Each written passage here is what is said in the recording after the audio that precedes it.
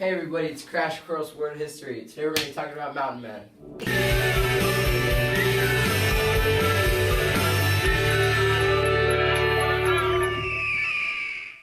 Today we're going to be talking about mountain men and fur traders and the important people in that time.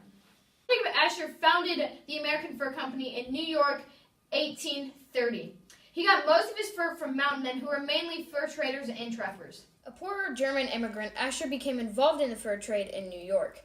By the end of the century, Astor had gained dominance of the fur trade in Northeast by transshipping American furs from Montreal to England.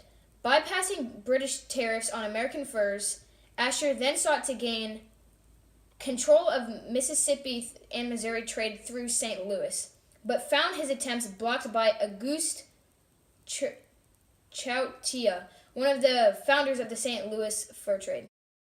An artifact used by mountain men was a ball bag. This was a leather bag that was helpful in loading and firing a rifle. These balls could be located and loaded when needed.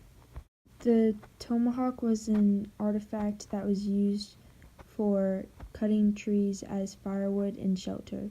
It was a very valuable weapon, and it was also a very heavily traded item. The Green River knife was a tool used to kill and skin animals for food and for their pelts. The powder horn was an essential part of the mountain men's gear. It was made from a steer horn, but was used to keep gunpowder dry.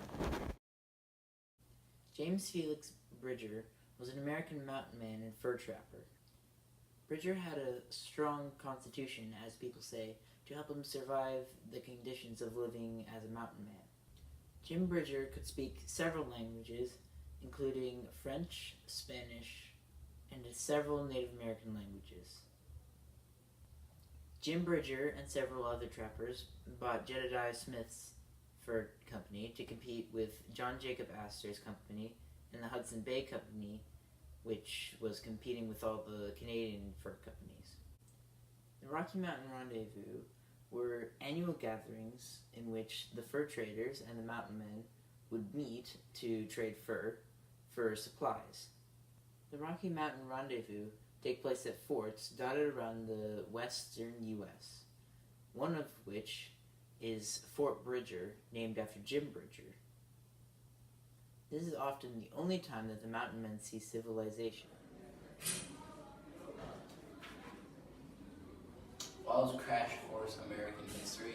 Thank you for watching.